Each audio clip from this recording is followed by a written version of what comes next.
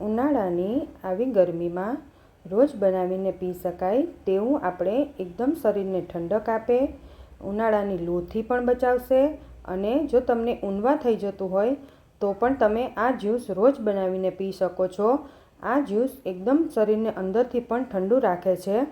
તો ચાલો કેવી રીતે બનાવવું એ જોઈ લઈએ। તો એના માટે આપણે એક મિક્સર જાર લઈ લઈએ। તેમાં આપણે 2 ચમચી જેટલો ગોળ એડ કરી દઈએ।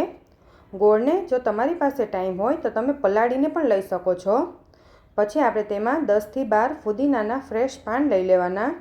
પાનને મેં પહેલાં જ ધોઈને રાખી દીધા હતા। ગોળ આપણને ઠંડક પણ આપે છે અને શક્તિ પણ આપે છે।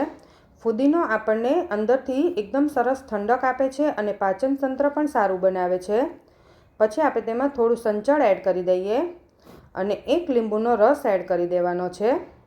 જો તમે વધારે ક્વોન્ટિટીમાં બનાવતા હોય તો આ બધી જ વસ્તુનું પ્રમાણ થોડું થોડું તમારે વધારી દેવાનું।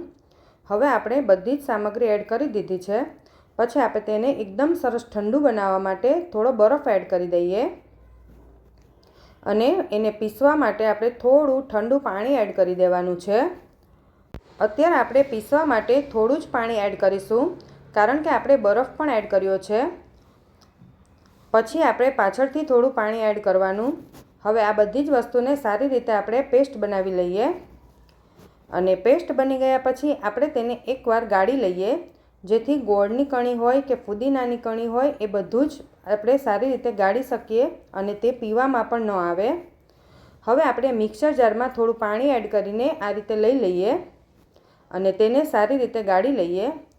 તો જ્યુસ આપણું એકદમ સરસ તૈયાર થઈ ગયું છે। આ જ્યુસ તમે રોજ બનાવીને પી શકો છો।